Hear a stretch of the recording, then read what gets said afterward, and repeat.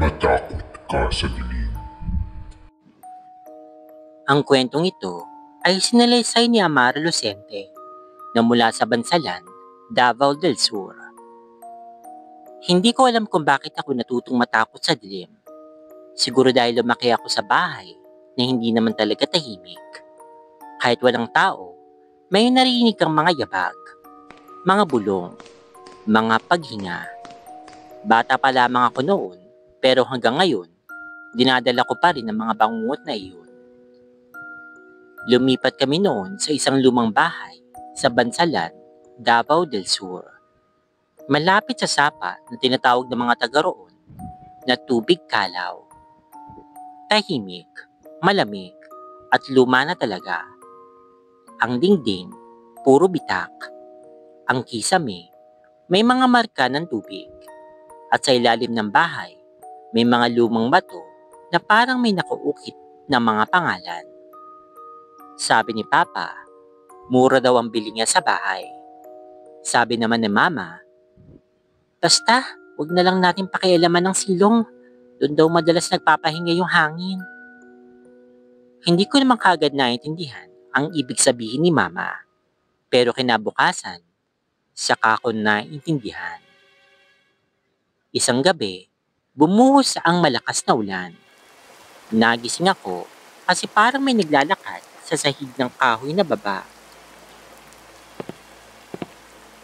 Parang may ritmo. Mabagal. May ritmo. Akala ko si Papa. Pero nung sumilip ako, nakabukas ang pintuan sa labas. At sa liwanag ng kidlat, may namataan ako isang babae. Mahaba ang kanyang buhok, naka-duster na kupas, at nakayuko sa may pintuan. Hindi ko makita ang kanyang mukha dahil natatakpan ito ng kanyang buhok. Ang mga paa niya, walang sapin. Maputla at may bakas ng puti katabo.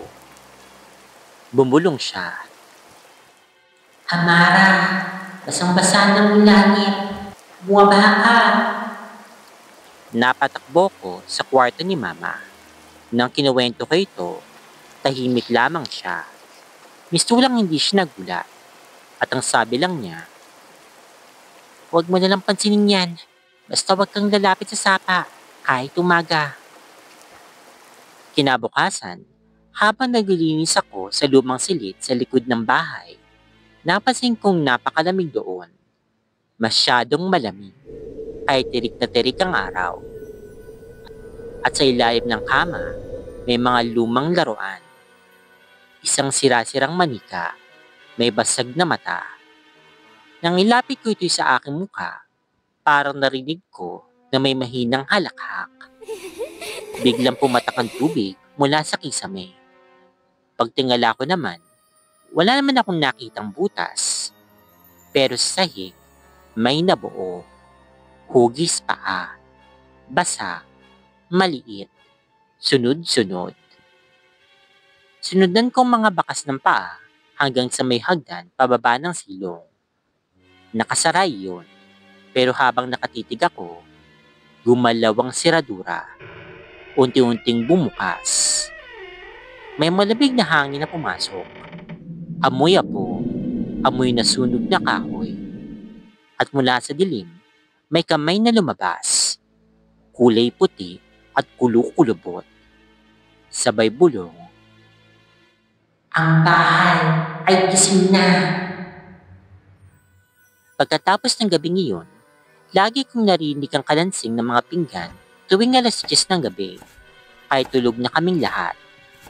Isang beses, bumaba ako ng palihim. Sa kusina, may matandang babaeng nagluluto. Nakatalikod siya, pero alam ko na hindi siya si Mama. Lola? Mahina akong tanong. Napatigil ito. Dahan-dahan siyang lumingon. At nang tumamang liwanag mula sa apoy ng kalan, nakita ko, wala siyang mukha. Parang sinunog at tinapal ulit. Ang labi niya parang tinahi ng pisik. Lumapit siya sa akin at narinig kong isang bulong sa may tenga ko. Matagal na kitang hinihintay, Amara. Halika sa silong. May naghihintay sa atin. Napatakbo ko papalabas. Na makalayo ko sa bahay, nakasalubong ko si Mang Ruel, ang matandang tanod. Nang marinig mula sa akin kung saan ang bahay kung saan kami nakatira, bigla siyang napasangla. Yan ba yung bahay ni Aling Fidela? Diyos ko bata, huwag ka nang babalik doon. Nasunog yung bahay na yun noong 1987. Lahat sila patay, pamilya ng amo niya, pati siya. Pero tuwing tag-ulan, bumabalik daw ito para magbantay. Hindi ako nakapagsalita. Napatingin ako sa direksyon ng aming bahay at nakita ko mula sa bintana sa itaas, nakasilip ang mukha ni Mama. Ngunit hindi siya si Mama. Masyado siyang maputla, walang mata, at nakangiti. Kinabukasan, nagising ako sa kama ko, pero may kakaiba. Tahimik ang buong paligid. Paglabas ko sa kwarto, may nakalatag na mga puting bulaklak sa may hagdan. Sa gitna ng mesa, may lumang litrato. 3 tao. Isang matandang babae, isang batang babae, at isang lalaki. Ako yung bata. Sa likod ng larawan, nakasulat sa lumang tinta, Amara Lucente, anak ng bahay, huwag aalis sa sapa. At saka ko naramdaman ang malamig na kamay sa balikat ko.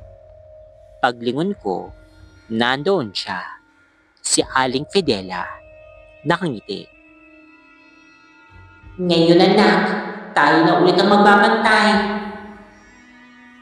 Ngayon, may bagong pamilya na raw na tumira sa bahay sa may sapa. May batang babae raw na mahilig maglaro sa likod ng bahay. At gabi-gabi, kapag umuulan, narinig ng mga kapitbahay ang mahinang tawanan mula sa silong. Isang gabi, sabi ng bagong umuupang bata sa kanyang mga magulang, Ma, may mabait pong lola sa ilalim ng bahay. Sabi niya, ako daw yung susunod na magbabantay. At mula sa loob ng silong, may marinig na halakhak. Mahina, pabulong, at parang sinasabay sa tunog ng ulan. Asan ang ulanin? Maba ka na anak. Ang kwentong naman ito ay sinalaysay ni Mika Ilustre, 10 taong gulang, mula sa Bansalan, Davao del Sur. Nang lumipat kami sa bahay sa tabi ng sapa, akala ko masaya doon. Malaki kasi yung bakuran, may puno ng mangga at may sapa sa likod kung saan may mga maliliit na palaka at maliliit na isda. Pero pagdating ng gabi, iba na. Tahimik na parang humihinga ang lupa. Nung unang linggo namin doon, pinagbawalan akong bumaba sa silong ng bahay. Sabi ni Mama, marumi doon, Mika. May mga pako pa. Baka matusok yung paa mo. Pero isang hapon, habang naglalaro ko sa may labas, narinig kong may tumatawag. Mahinang boses ng isang matanda. Mika, halika muna rito. Sinilip ko sa ilalim ng bahay. Madilim, pero sa gitna ng anino, may nakita akong babae. Maputi ang kanyang buhok, nakadamit ng lumang duster, at may hawak na laruan. Isang manika na walang mata. Ngumiti siya. Para sa'yo ito. Gusto mo bang makalaro siya? Ngumiti rin ako, sabay tango.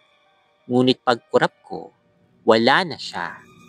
Naiwan lang yung manika, nakahiga sa putik. Kinagabihan, umulan ng napakalakas.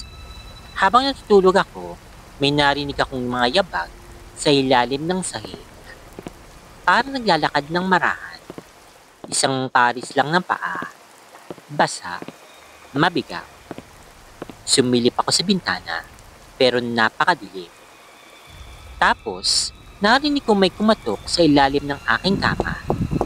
3 beses. Mabagal. Mika, tulog ka na ba? Boses ng babae. Malambing, pero malamig. Sumigaw ako kay mama. Nang dumating siya, sabi ko may kumatok. Tingnan nila ni Papa, pero wala namang tao. Nang umalis sila, sinilip ko ulit ang ilalim ng kama. Nandun ulit ang manika, pero ngayon, may mga basang bakas ng kamay doon sa sahig. Lumipas ang ilang araw. Habang naglalaro ako sa bakuran, napansin kong tuwing alas 5 ng hapon, laging basa ang lupa sa may sapa kahit walang ulan. At doon, may nakatayong babae. Parehong babae nung una kong nakita, yung may puting buhok. Ngayon, nakatingin siya ng diretso sa akin. Hindi siya gumagalaw. Parang estatwa. Pero sa hangin, narinig ko, "Ang silong! Gusto ka niyang makita!" Kinagabihan, hindi ako nakatulog. Bumangon ako at lumapit sa bintana.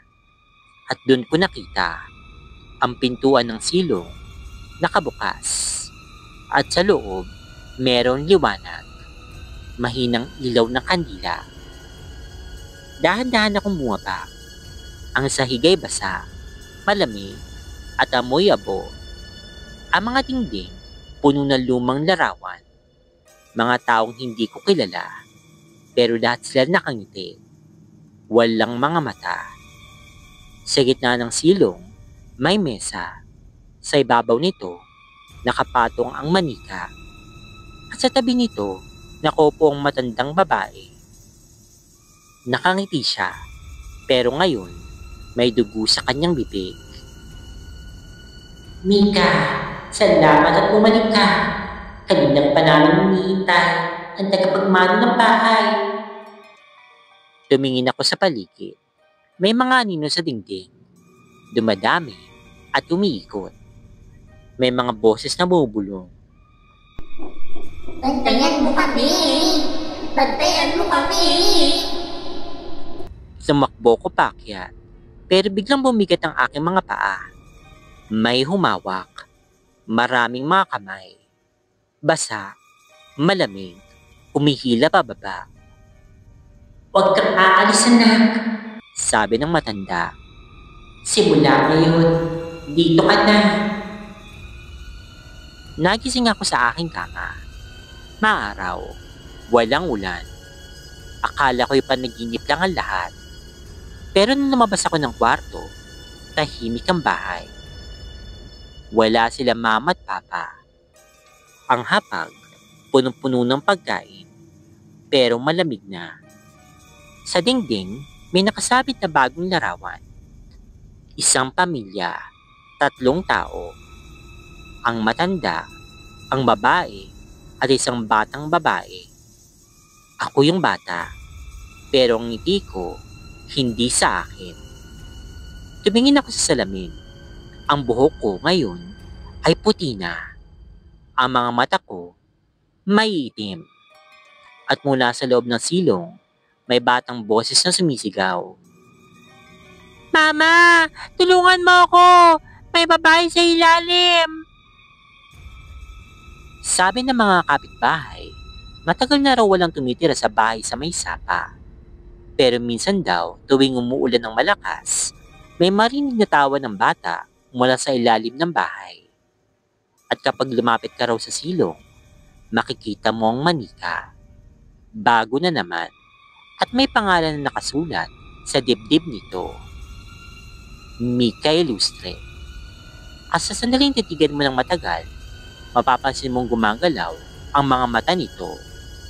Dahan-dahan, umiikot. Nakatingin ng diretso sa iyo.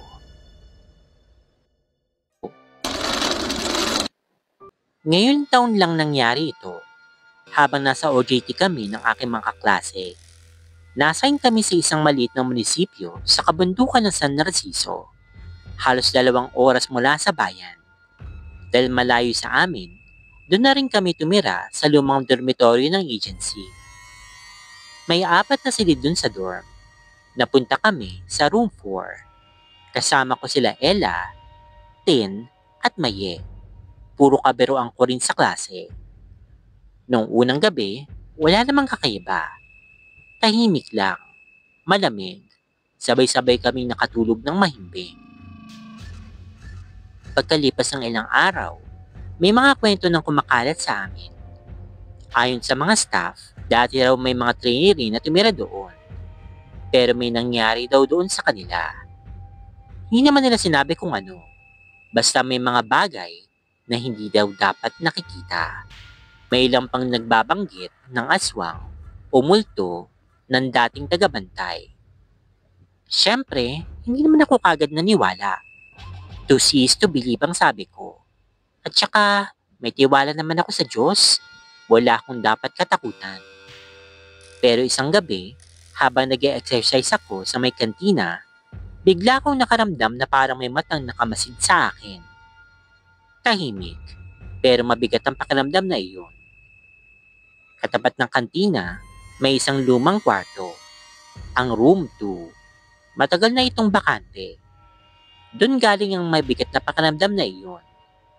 Tila may gumagalaw sa loob, kahit sarado naman ang pintuan. Narinig kong parang may kumaluskos, parang mga kuko sa sahig. Napatigil ako, tumingin ng saglit, pero wala naman akong nakita. Kinilabutan ako, kaya bumalik ako kagad sa aming kwarto. Tulog na yung 3. Umakyat na lang ako sa itaas ng double deck, pero hindi ako mapakali. Parang may nakadagan sa aking dibdib. Hindi bigat ng pagod, kundi bigat ng kung ano. Nagdasal ako ng pabulong. Maya-maya, nakatulog din ako. Bandang 12:00 na noon. Kinabukasan, ayon sa kwento ni Tin, may kumakatok kagabi, mga bandang 12:00. Akala ko nga ikaw yun. Nagkatinginan kami. Wala naman akong narinig. Dari naman daw narinig sila Ella at Maye. Pero sa kabilang kwarto, sabi ng ibang mga kaklase namin, may narinig din daw silang mga katok. 3 beses. Mabagal. Natahimik kaming lahat. Kinilabutan ako, pero sinubukan ko na lang itong kalimutan.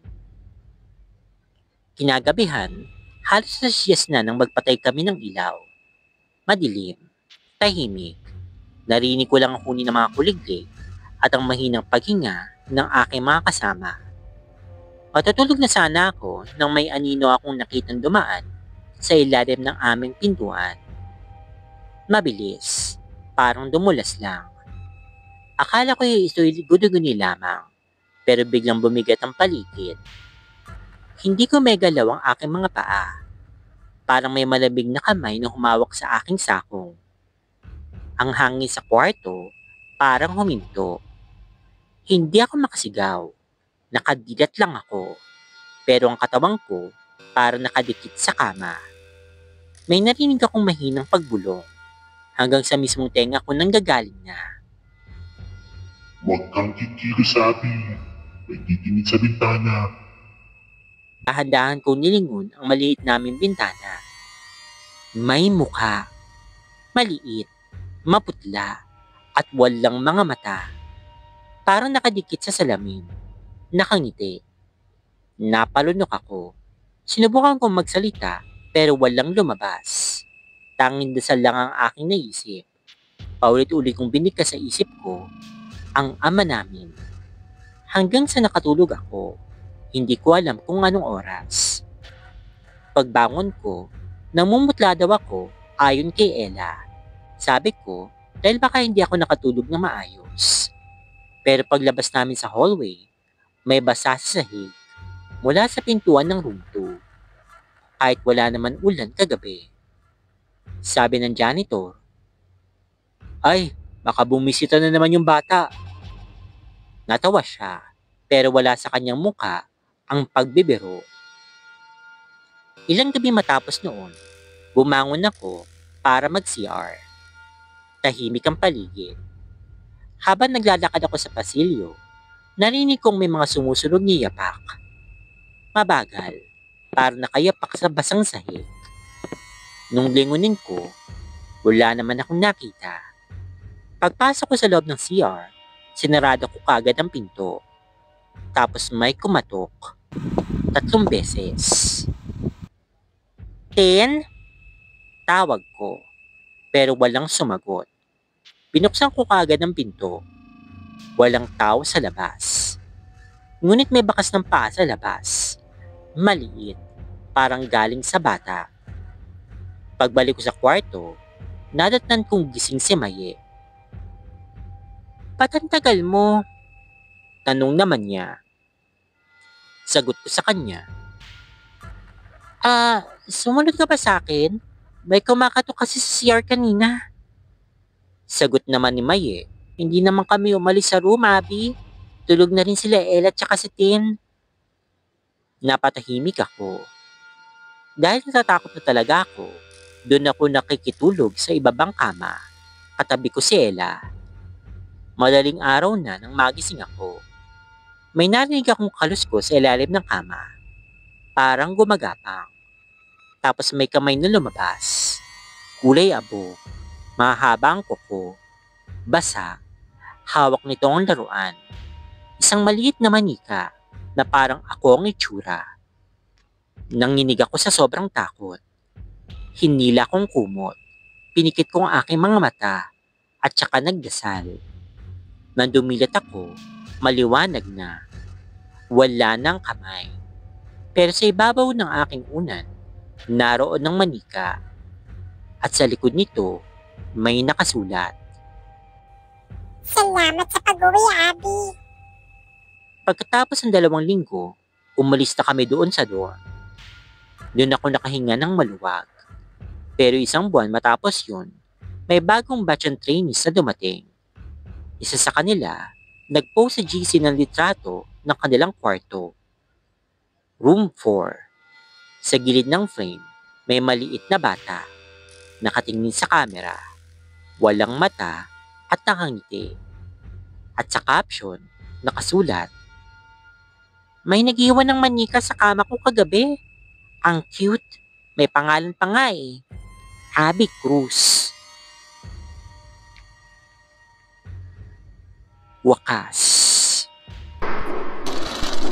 Napansin mo na ba kapitbahay mo kakaiba ang kinikilos? Tahimik pero parang palaging may minamasdan. Isang gabi, may narinig akong kakaibang kaluskos mula sa bintana at doon ko nalaman ang nakakatakot na sekreto. Ang kapitbahay namin ay isa palang aswang. Naniniwala ka ba sa aswang? Itong kwentong takutan natin ay base sa experience ko noong ako ay bata pa. Mga 10 years old ako noon at buntis ang nanay ko. Nakatira kami sa isang maliit na barangay sa Malate, Manila, kung saan tabi-tabi ang mga bahay. Hindi ko masasabing squatter kami kasi may mga kaya ang mga kapitbahay namin at maayos ang aming lugar. May kapitbahay kami nagpaparenta ng mga kwarto nila. Iba-iba ang mga tumitira doon. May panandalian lamang at meron namang tumatagal din. Isang araw, may pamilyang galing sa probinsya at nagrenta sa kapitbahay namin. Nabubuo sila ng isang babae at lalaki na mag-asawa daw sila at isang matandang babae. Napansin ng mga kapitbahay namin na hindi sila masyadong nakikipag-usap sa mga tao. At kung makipag-usap man ito, maiksi at hindi nakatingin ng diretso sa mata. Mabilis ang chismis noon na kumalat dahil nga sa maliit lang ang barangay namin. Kaya palagi ko itong naririnig sa mga kwentuhan at usapan nila. One time, nawala ng tubig sa bahay at kailangan maglaban ng nanay ko. Ngunit kailangan pa niyang pumunta sa bahay ng lola ko para makigamit ng tubig at makapaglaban na din. Hindi kalayuan ang bahay ni lola, mga 5 minutes walk lang mula sa amin. Nung matapos si mama maglaba, buhat niya ang isang balde na puno ng mga nilabhang damit at basang-basa ang kanyang suot na duster. Kaya hapit ang tiyan niyang malaki na. Habang naglalakad daw siya pauwi, nakasalubong daw niya yung matandang babae. Malayo pa lang daw naaaninag niyang nakatingin daw ito sa tiyan niya. Iniisip ng nanay ko na baka natutuwa lang daw ito dahil sa buntis siya. Di ba gano'n naman talaga mga nakakatanda? Tuwang-tuwa kapag nakakita ng buntis. Nilitian daw ng nanay ko ang matandang babae. Ngunit nakatitig pa din ito sa kanyang tiyan. Hindi nga daw siya tinignan sa mata. At ang sabi daw nito, habang nakatitig at nakangiti sa tiyan niya. Ilang buwan na, ang lusog. Sabay hawak daw sa tiyan ng nanay ko. Napabalikwas daw ang nanay ko kasi biglang sumipa yung kapatid ko na nung time na yun ay nasa tiyan pa ni mama. Kaya napaatras nanay ko. Nawirduhan si mama kasi nakatingin lang ito sa tiyan niya. Kaya hindi niya daw siya masyadong nakipag-usap at umalis na siya para magsampay ng mga pinaglaban niya. Yung bahay nga pala namin is maliit lang pero 2 floors ito na gawa lang sa kahoy. Sa baba, yung sala at sa taas ay tulugan namin. Walang kwarto. Open lang yung second floor at 2 malaking bintana. Napako lang yung hook niya kapag sinarado at ilalak na yung bintana. Sa loob nagsampay si mama sa second floor kasi nga wala kaming space sa labas para magsampay. Habang nagsasampay si mama, bigla daw may maliit na ibon na pumasok sa loob ng bahay. Kulay dark brown, mukha siyang ibong maya. Andun lang ito sa area ng bintana. Napansin ni mama na hindi ito nalipad o mailap sa kanya. Andun lang yung ibon hanggang sa napansin na namin na palaging nadating yung ibon tuwing 5 or 6 p.m. Andun lang siya sa same na lugar kung saan siya palaging nadapo. Parang tinitingnan lang kami, pinagmamasdan. Sabi ni mama, angel daw namin yun at binabantayan daw kami. Minsan, pinapakain pa ito ni mama, pero di ito pinapansin ng ibon. Umaalis yung ibon bandang mga 8 p.m. to 10 p.m. Tapos, babalik na naman kinabukasan. Hindi na bago sa amin ang mga ingay ng yapak sa bubong dahil nga madaming pusa sa barangay. So baka nag-aaway lang mga yun at naghahabulan. Kahit mga alanganing oras na, nagigising kami ni mama dahil sa lakas ng ingay sa labas. Wala nga pala nun si papa kasi palagi itong nadidestino sa iba't ibang lugar. Kaya kami lang ni mama ang nakatira sa bahay. Hanggang isang araw, isinama ako ni Lola sa Bicol kasi bakasyon na namin at si mama lang may iiwan sa bahay. Pero sabi ni mama, okay lang naman daw kasi parating na si papa nung araw na aalis kami. Umaga kami umalis ni Lola nung papuntang Bicol at naiwan nga si mama sa bahay. Kwento ni mama, ang weird daw ng araw na yun kasi simula daw ng tanghali, may katok daw ng katok sa bahay. Pero kapag binubuksan ni mama yung pinto, wala naman daw tao. Hanggang nagsawa na daw siya buksan yung pinto. Kasi akyat baba pa siya ng hagdan para buksan yung pintuan. Naalala daw niya ng huling babae niya para buksan yung pinto. Pero wala ngang tao. Pag-akyat niya, nagtataka siya at nakabukas daw lahat ng bintana. Dahil ang alam niya, sarado nga ang mga ito at nawawala yung hook na pako para malak yung bintana. Nga pala, yung bintana namin, kasya ang 2 tao kapag nakabukas. Balik tayo sa kwento. Ang ginawa ni mama, sinarado na lang niya ulit ito para wala ng lock kasi nga nawawala yung pako. Kinakabahan daw si mama na hindi niya maintindihan kung bakit. And panay daw ang tadyak ng baby sa tiyan niya. Kaya nag-decide na lang siya humiga. Baka pagod lang daw siya kaya ganun ang nararamdaman niya. Mga bandang hapon, bumalik na naman yung ibon. Kaya medyo kampante siya kasi nga naniniwala siya na guardian angel namin ito. Kinausap daw niya ito at sinabing, bantayan mo ko ha, kasi ako lang mag-isa at bigla sa mama ang pakiramdam ko. Habang nakahiga daw si mama at nakaidlip, biglang nagsimula na naman daw yung kumakatok. Hindi na daw ito pinapansin ni mama kasi nga baka may nagtitrip lang sa kanya. Pero this time, tuloy-tuloy na daw yung katok. Kaya tumayo na siya at napansin niyang andun pa din yung ibon. Bumaba si mama para pagbuksan yung pinto. Pero tinanong niya muna kung sino yung kumakatok. Sumagot naman yung kumakatok. At si papa lang pala. Bumalik na siya galing sa destino niya. Laking tuwa daw ni Mama noon kasi may kasama na siya. Pag-akyat nila, gustong ibida ni Mama yung alaga niyang ibon. Ngunit bigla daw itong nawala. Nagtataka si Mama kasi mga bandang 6:00 pa lang ng gabi yun.